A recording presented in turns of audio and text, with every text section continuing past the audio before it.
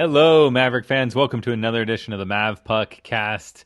Thank you for tuning in. I am Jason. And I am Jon. And I've been up since 4:30 in the morning. And aren't you glad you stayed up to watch that hockey game? It was a challenge, my friend. Oh, it was a challenge. MG. So first game of the back-to-back. Omaha faces off with Miami and Goose Egg. Yeah, and that kind of reminded me of the final series we played against Miami last season where we got swept out at Oxford, Ohio, and we did not score a goal the entire weekend. This game reminded me a little bit of that. And I don't know what you would attribute it to. I don't know, were they were tired? Was it just a situation where it was Miami, so they didn't play the way that they normally play when they get up for one of the big opponents in this conference that they're playing? I definitely think that first period was a little bit of playing down to your competition. It was probably I will say that was the worst period of hockey I've seen UNO play in the pod, at least. I mean, there was just nothing happening. They were failing to get pucks through the screens. We used to talk about eyes for the net, guys that just, were good at, when the puck was on their stick, finding a lane and getting the puck to the net, right? And we just didn't do any of that. We tried fancy passes. We made these crazy drops, and it's like, don't drop it to the guy that's 3 feet behind you. Just shoot the puck at this point in time, especially early on in a first period. And I think that first periods kind of set the tone for the game for you. And when they started doing that too much, I was like, they're just going to struggle all night because they just don't have that sense of urgency of I have to get a goal. And you can see in the third period when we were down, it was like a different team for that last 2-3 minutes. Yeah, it absolutely was. Why weren't was. you guys here for the first 58 minutes? Yeah, they got good looks. They got shots. Joey Abate during the game had a couple down in the crease that didn't quite go in. These were the moments for UNO that it didn't happen. And if you look at our games in the pod, Miami, both of the games against them have been our two closest games. We had to go to overtime to beat Miami, a week ago, and we won 2-1 in the 3-on-3 in that game. So, I don't know if it's one of those things where they just kind of have our number. We talked about this before we played them last week, that we had struggled against them last season, despite all the good things that had happened. This was a team that we struggled against. We heard that, Miami coach Chris Bergeron decided to play 8 defensemen tonight. It looks like he's figured us out. Or maybe we defeated ourselves, I think that gives Miami a little bit too much credit. Okay. I'm not so sure that it's so much that they played us well. I think that the mistakes that we made, the outcome of the game was UNO not playing their game, not utilizing their assets, not being the team that we've seen to this point in the pod. And it's more of us defeating ourselves instead of the opponent getting the better side of us. Yeah. Now, I will tell... What? Yeah, go ahead. Did you see that differently? Did you see it as Miami playing better, or? I don't know. Like I told you, I was kind of tired. Yeah. I was looking at Twitter a lot tonight. Bridget thinks it's because the karma in Baxter Arena for UNO was thrown off for this game. They upended the seating for us before this game. So yesterday, on purpose. Yesterday, obviously we're at home. We have nothing to do but watch hockey all day long, which is fantastic, by the way. I could spend my life just watching hockey all day long. But we noticed yesterday that our cutouts, that somebody at Baxter Arena had decided I guess last week, to put up in the upper bowl, and they put it up there before our decisive 10-2 win against Western Michigan. Because I believe they were down below for that first game that we played on December 1st against Minnesota Duluth, which we lost. They had moved them to the upper deck to our seats in section 216, row J. But then yesterday, they were down below. So we basically had to lobby, as you're well aware, because you helped us out, we had to lobby to get our stand-ups back in the upper bowl. So today they were back up there. Not until the UNO game, but they were back up. We were in the opposite seats of where we normally sit. And we had Christmas hats on today. I don't know who thought that up. It was pretty cute, kind of hilarious. And apparently Santa Claus was sitting behind us. We were debating for, I don't know, the past 24 hours as to what that was. Some people thought it was Big Bird. Your wife and I thought it was, one of those inflatable dinosaur costumes, but it was Santa Claus with a long beard. So anyway, we were up there, but see, Bridget now is convinced, and as you know, hockey fans, very superstitious people. We've talked about that on the podcast before. Bridget was Guilty as charged. Bridget was like, did they throw off the mojo by making that move? Again, guilty as charged. I would argue yes. I don't like you messing with things. Don't move people. Don't touch anything. Like, unless you're needing to get some more, you don't mess with success. It's and like, you've been pretty successful. It's like if it works, it's there. I think there was a commercial about this. It's like if it works, it's not weird. You know what I'm saying? But you've done. I know you've done that. Like we've done that where like you'll wear like a certain like jersey or a certain shirt to the game. Sometimes you'll send like Maddie down to sit with us when the team is struggling. Your wife the other night was sitting in the basement sewing when the Mavs won. So tonight she was upstairs, so we sent her back downstairs, but it wasn't soon enough. We started. A weird thing is we started playing better when she went downstairs. I'm like, she didn't get down there in time. Miami scored their lone goal, and it was frustrating for sure. But yeah, so we're all about the karma. So anyway. Apparently now we're sitting with Santa up in 216, and there's a sign behind him that says North Pole. So that's what we're doing. So I don't know how this mojo is going to work. We're going to have to see what configuration they have for the cardboard cutouts next game and everything else. It'll just be interesting to see. And normally we've played well in this thing in our black uniforms sitting on the road bench, but not tonight. Right. Do you think maybe Gabinet needed to shake things up a little bit more? I know that there were some new players in the lineup tonight, like Josh Boyer, but do you think, you had mentioned in our last podcast about potentially trying Roden and Net to kind of shake up the dynamic. Do you think they need to play with the lines anymore? Obviously, Conley is still injured, and we don't know when he'll be back. So that's a big loss in the lineup, but yeah, and I think that's one of the things to go back to our conversation of what happened. We talked at the beginning of the season about how I think we both agreed that he was such a good pick for the Mavs as their captain.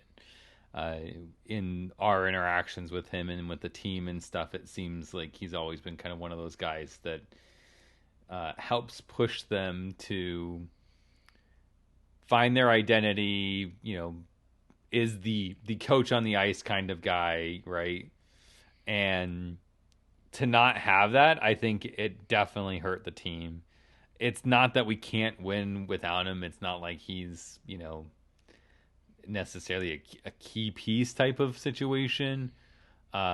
Hopefully it's not a situation like with what happened with Western Michigan where, clearly they rely on that number one goaltender a lot. Right. I think it was just this is the first game without him.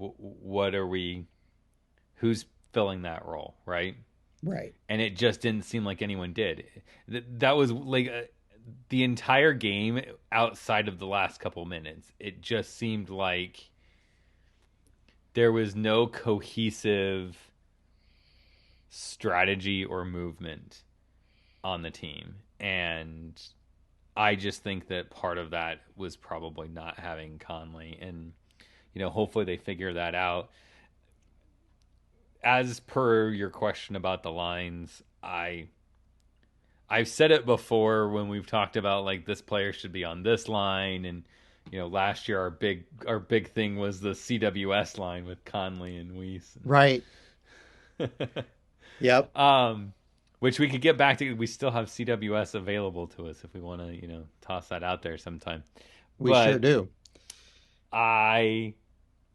as I said, each coach is kind of their different style and different philosophy, and I think that after that first period, you stick with it that first period, and at the end of that first period, I would have looked at that team and said, "We need a juice. Like we need something. We need to shake something up so that they're not familiar with what's going on. That it's not. There's no way to go through the motions because you're not with the same guys."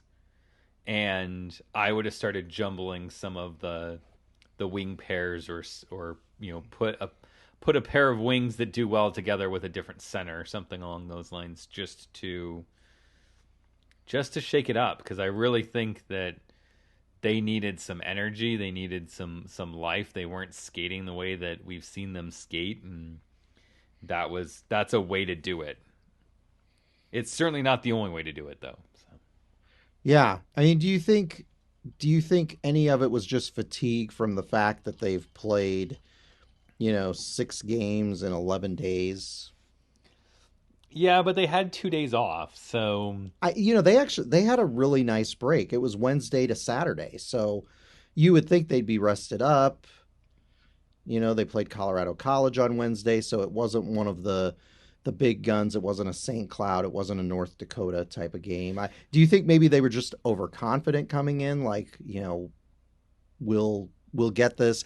I don't know. It's these types of games are the hardest for me to talk about because they're kind of like, a couple shots go the other way. You and I might be having a different conversation right now, Yeah, I mean, there was a couple really close opportunities.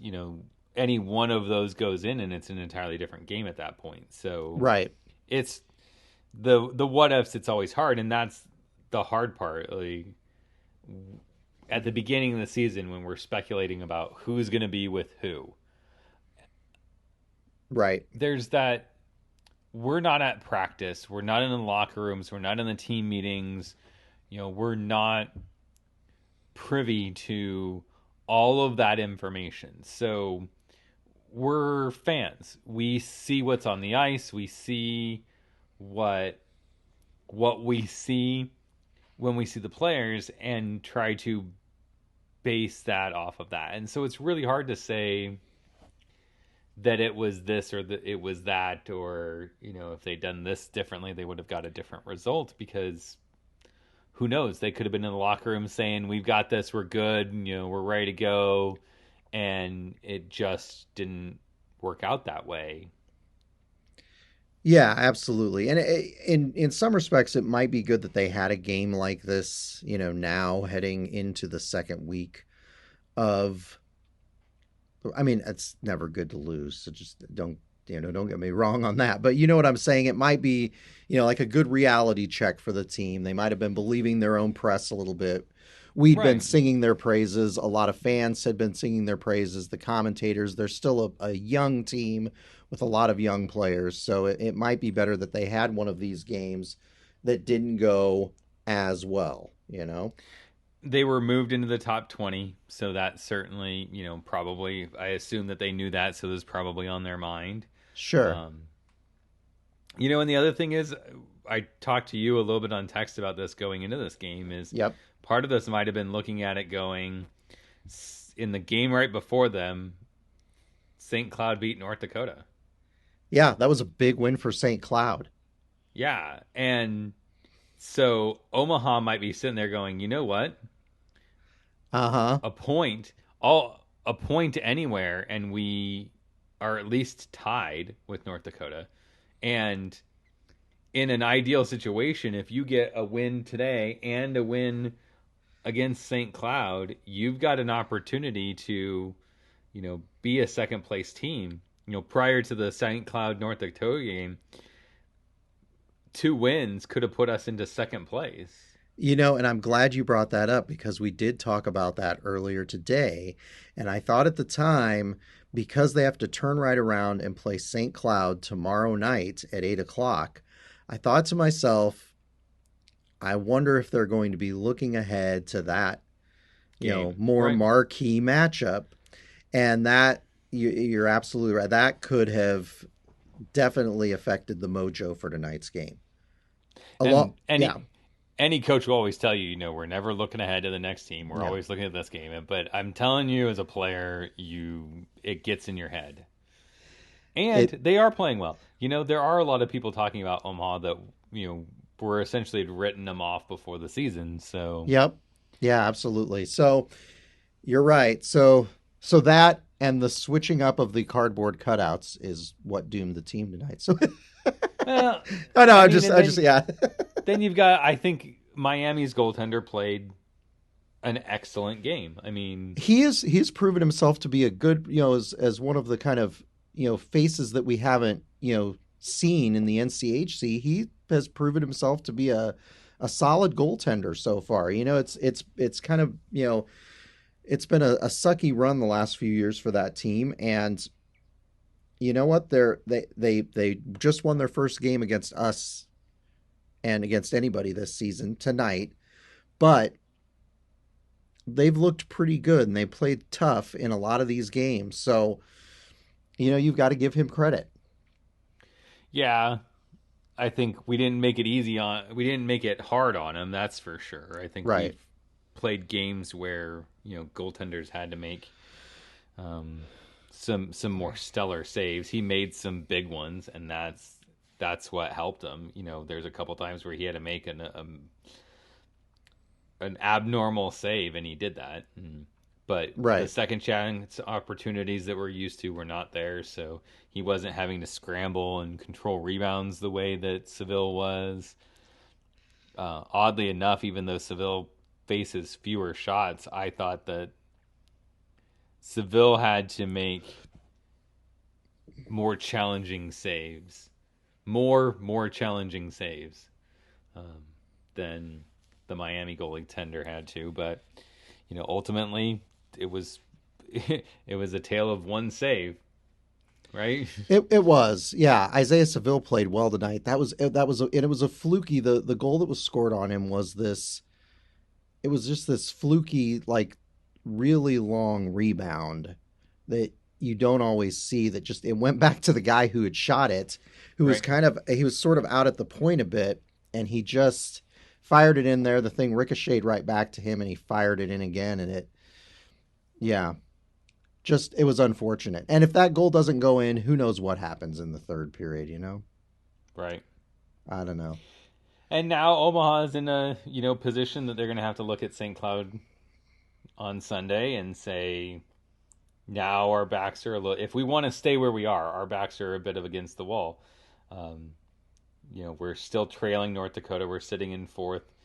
We're only 1 point ahead of Denver.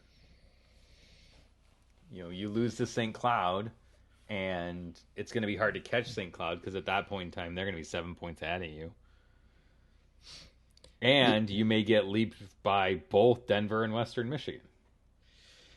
Yeah, it's a tough one. And St. Cloud, it's interesting. St. Cloud had a game kind of like we did tonight against Western Michigan on Wednesday before they, played really, really well against North Dakota today. So let's hope we have that kind of rebound against St. Cloud tomorrow night. So yeah, it's going to be tough. That's a tough team. That's a fast team. They, in some respects, they kind of look like us and how we've looked early on so far this season. So we've got to be ready to run up and down the ice with them tomorrow night. And we're going to have to capitalize on opportunities, or we will be under 500 and fighting for, middle tier ground. Yeah, which is not what Jason and I want. We want to be fighting. No. we want to be in the top in this truncated season. We want to be competing for the top half of the conference. So yeah, we in our other matchup against St. Cloud, we lost 5-3. So this is going to be a This is going to be a good test, a good matchup for us. I don't know what'll happen. Do you want to do players of the game for tonight's game, or? Yeah, we gotta do players of the game. Okay, let's do our players of the game. I think I go first this time. Is that right? Yes. I am gonna pick Bremer. You're gonna pick Brock Bremer. Okay. I mean, the number of times his name was mentioned and the opportunities that he had. I mean, obviously, with no scoring to go off of, it kind of levels the playing field as it comes to who's the player of the game. But he seemed to have a jump in his step. He seemed to have energy. Certainly noticed him with the puck a lot. So I liked his energy. I liked his play today. Yeah, and I think I'm going to go with Joey Abate today. He had two of the best opportunities UNO had to put the puck in the net, two grade A opportunities, and he's always a player who plays with emotion, sometimes too much emotion. But the one thing I like about him is he'll always leave it out there. So I'm going to go with Joey Abate tonight. If one of those shots had gone down, it would have been fantastic, but that ultimately didn't happen. So I'm surprised you didn't mention Ward after his end-to-end rush that just missed. Yes, I know. He would have been an option as well, and he's a guy that I want to see him get going this season because he's really been arguably our most important offensive player the past couple of seasons. And he's been a bit quiet this year. A little bit quiet this year so far. So we'll just have to see. We'll see if we can get him triggering. Get a hat trick here against St. Cloud. That'll go a long way. Yes. So, expectations for the St. Cloud game on Sunday night. Well, that's I don't even know what to say. After a game like this, it's hard. If we'd won this game, I would have been like, I'm so excited. This is like the matchup of the pod so far, but I don't know what to say. I'm going to say 5-2 loss to St. Cloud. Okay, you're going with the loss to St. Cloud. Boy, this is a tough one. I don't, and the big thing I will say, I don't think Conley's back, and I just don't. I think we can beat St. Cloud, but with Conley out, I don't think we will. It's always hard because it's like I look at the team going, we clearly have the pieces to make this happen, but after what I saw tonight, I just don't expect that will be the case. You look at St. Cloud has some really, really good offensive threats. Guys like, Kevin Fitzgerald being one who's really kind of torn it up during this pod bubble hockey that we've been playing the past week or so. I think it's going to be tough, but I think UNO is going to come out and play better. It wouldn't surprise me to see Gabinet and the coaching staff switch things up for us. I'll be interested to see if they have David Rennick in net again. I'm going to go with UNO.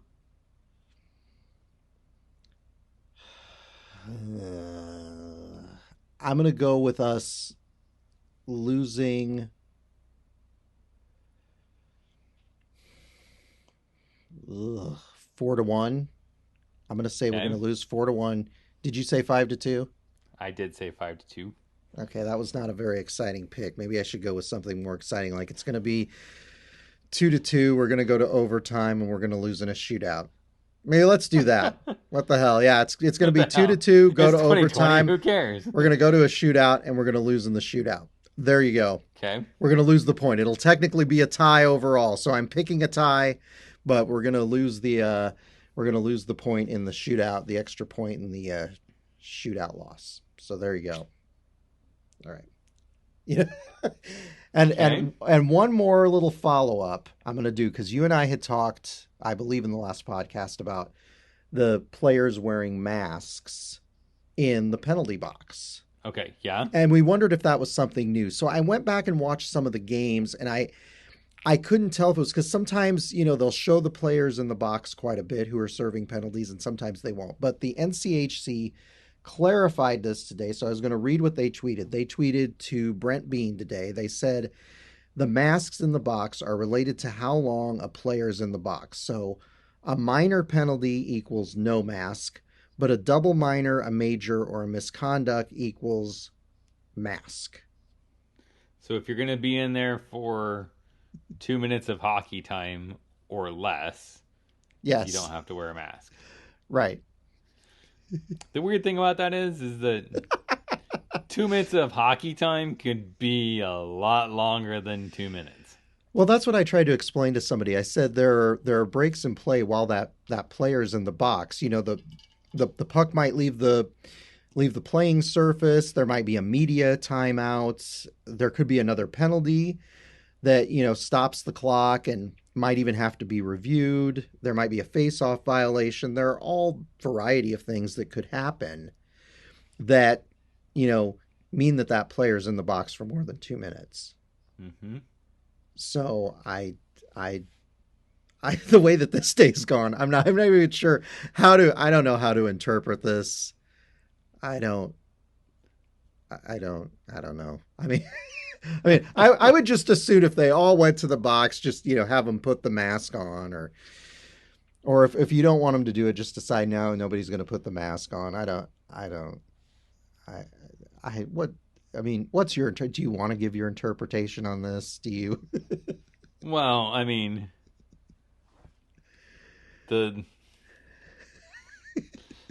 me being the sarcastic idiot that I am. I know, and I normally am too. Yep. Why don't they just, not let them take their helmets off and, do some sort of like cage covering or something like that they have to put on when they get in there, but yeah. Like a paper bag. I just think of like all of those masks are just sitting in that box for the next 60 plus minutes. Like, did we really accomplish much in this? I don't know. Well, the players are the ones who are getting tested frequently, but the kind of off-ice official who's sitting in the box with them isn't.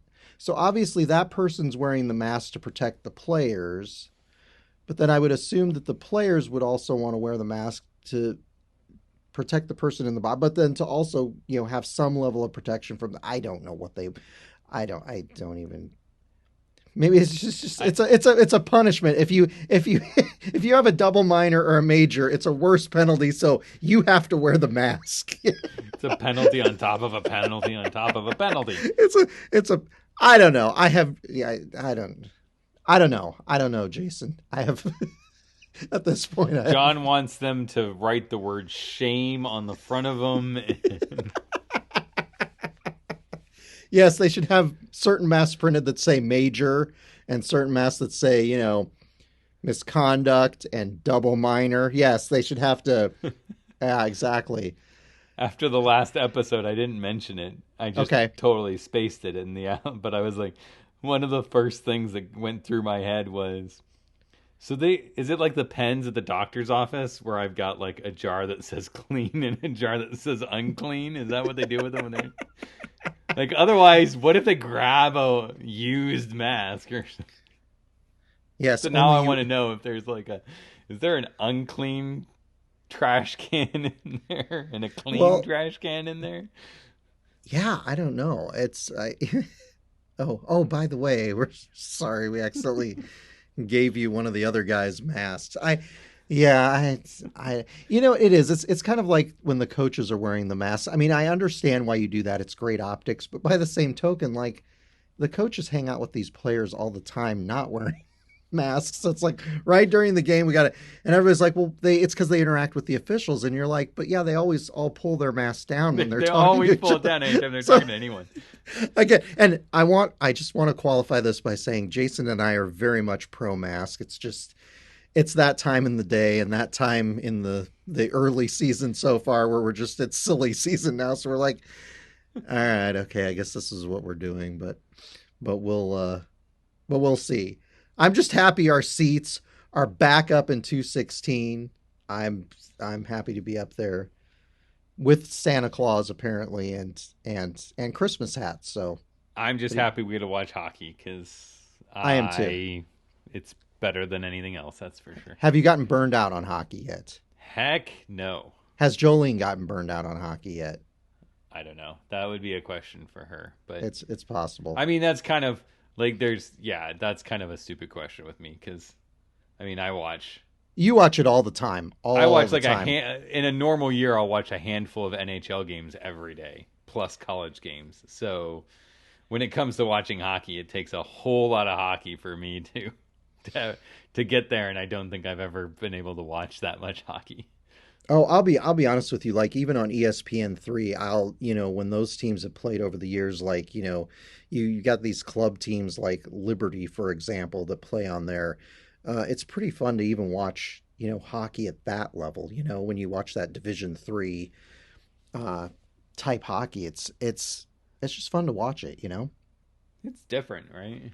It definitely is different, but I it's remember fun. when I called Cox one time to argue about them getting a channel that I wanted because it was carrying hockey games and I wanted to watch the hockey games. And the guy's like, well, we don't carry that channel, but would you be interested in Hallmark? I'm like, all right, are you guys so pathetic as a media organization that you do not track what I watch?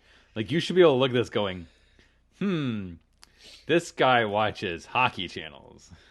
I mean, when I had my broken leg, I think the NHL Network was on TV like 24/7 practically because I had to sleep on the couch. I mean, Yeah. you guys should be better at your jobs than that. I kind of Hallmark channel. I miss the days when it was on ESPN, and we had one of the Fox Sports. I think it was Fox Sports Midwest at that Midwest. time. And Yeah, that was, Midwest. and you would have loved those years, and you may have been here during those years. That's when all of your Colorado Avalanche games were on. So yeah, it is. It's definitely a different dynamic now with NBC Sports carrying the games, and Yeah. it's not the same. But anyway, we got to turn around 24 hours from now and do this again. I know Jason and I are very excited. We hope the game goes better tomorrow. I'm That's the hopeful hope. that it will. I'm apparently picking an overtime loss in a shootout, so it should be exciting.